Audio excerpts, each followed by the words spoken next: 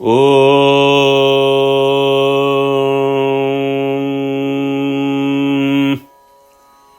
तपस्वाध्यायशुश्रूषा कृष्णपूजारतं मुनिम् विश्वेशमिष्टदं वन्दे परिव्राट्चक्रवर्तिनम् श्रीगुरुभ्यो नमः. हरि ओम to all. Welcome back to Bhagavad Gita session. Today we are going to look at Bhagavad Gita chapter 1 verse 27.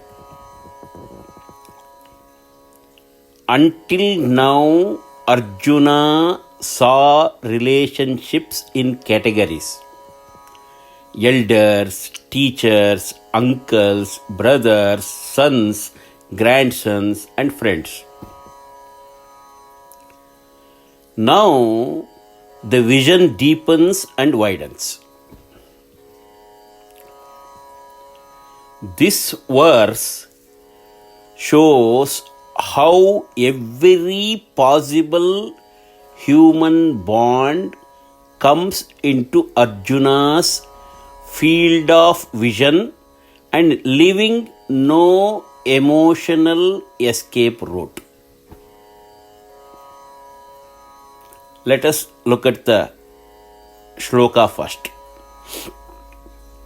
Bhagavad Gita chapter 1 verse 27.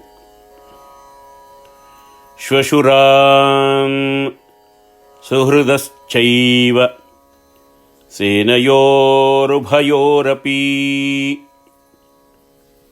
तान् समीक्ष्य स कौन्तेयः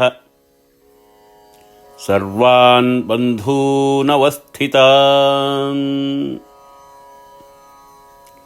Shvashuran, fathers-in-law. Suhrudaha, friends and well-wishers. Cha, and eva, indeed. Senayoho, in the armies. Ubhayoho, on both sides. Api, also. Cha, and Tan, them. Samiksha, having carefully observed. Saha, he. Kaunteyaha, son of Kunti. Sarvan, all. Bandhun, relatives. Avasthitan, standing there. Simple meaning of this verse: Arjuna saw fathers-in-law and dear friends standing in both armies. Having carefully observed all these relatives, Kaunteya, the son of Kunti, stood overwhelmed.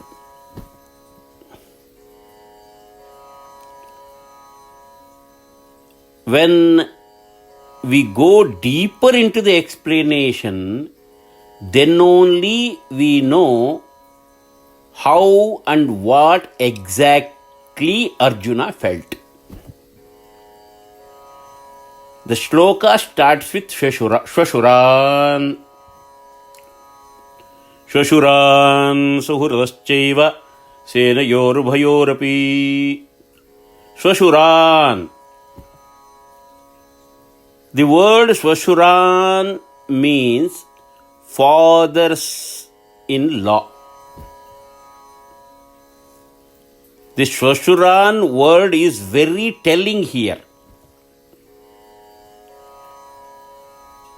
These are not blood relations. They are relations chosen by life, created through marriages, trust, and responsibility.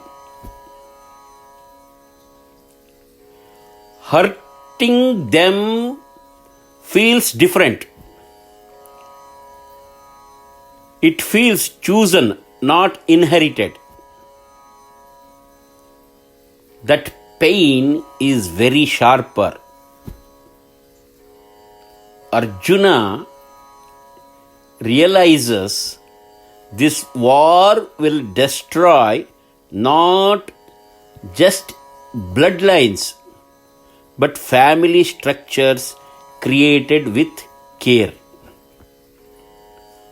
That is why after seeing those people, Arjuna got emotional.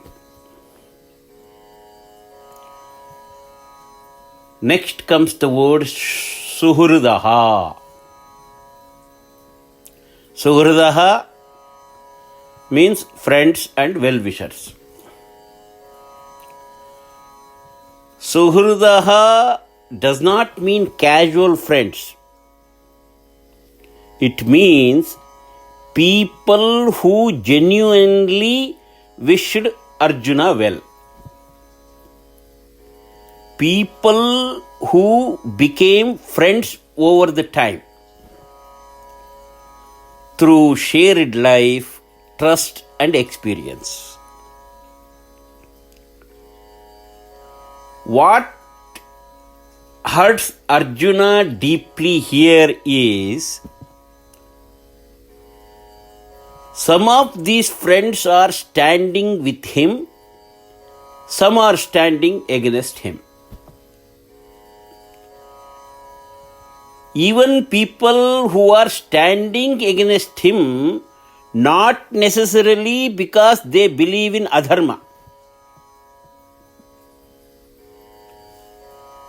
but because of obligation, because of loyalty to the kings, because of greed for reward,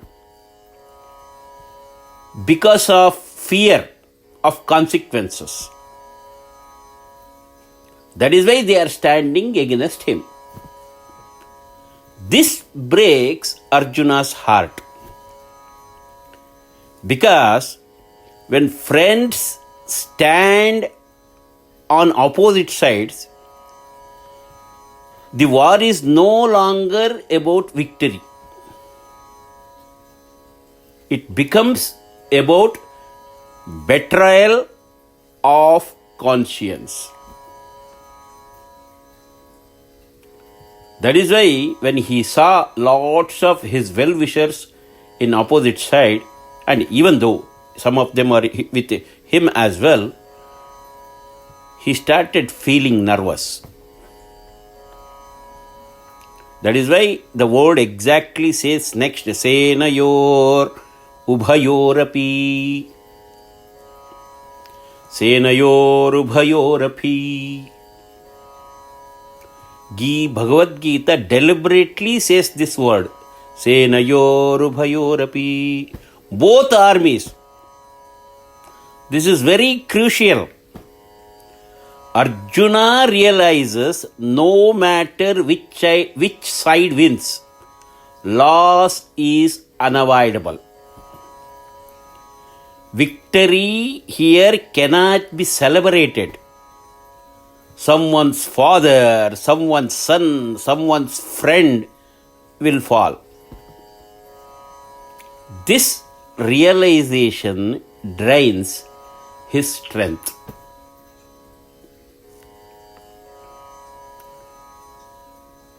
He is seeing.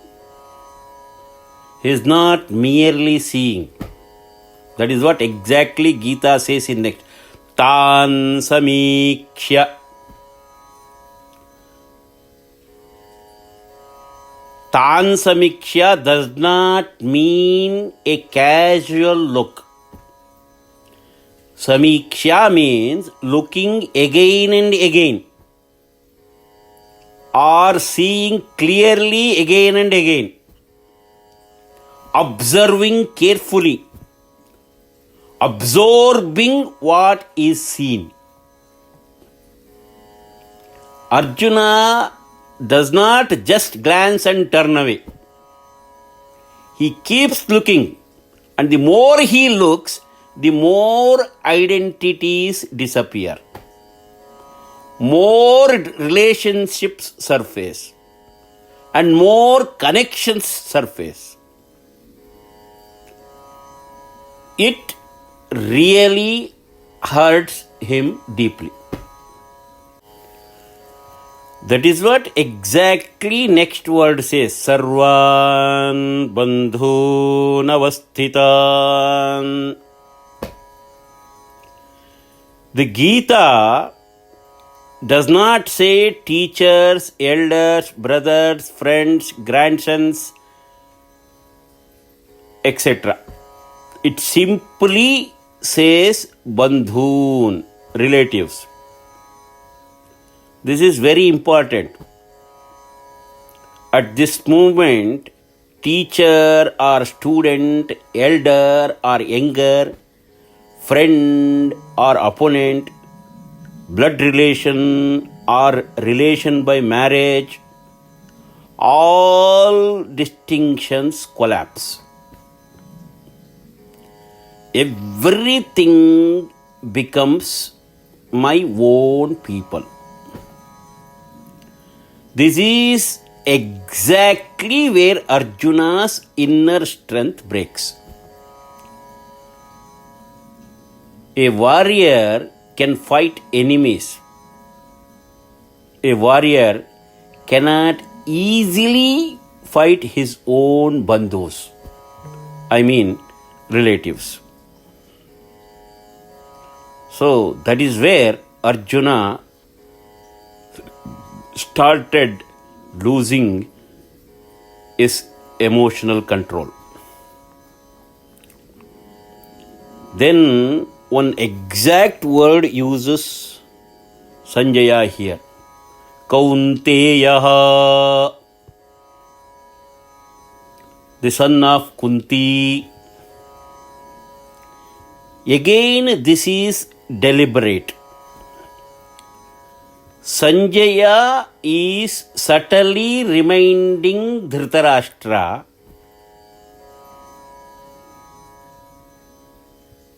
don't over enjoy this moment. Arjuna losing his control is a moment. Sanjaya deliberately saying, Duryodhana, don't over enjoy this moment. Do not come to the conclusion yet. Your earlier message to Yudhishthira has made an impact. Don't think that.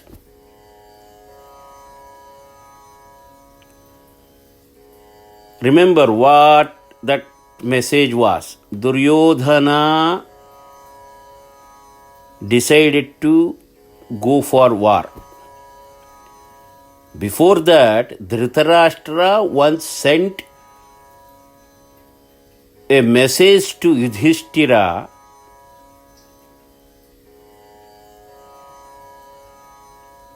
You Pandavas are good. My sons are bad. You already know how to live in the forest. So, give this kingdom to my sons and go back to the forest. This message was not wisdom. It was evasion of responsibility. Spoken with full awareness of injustice.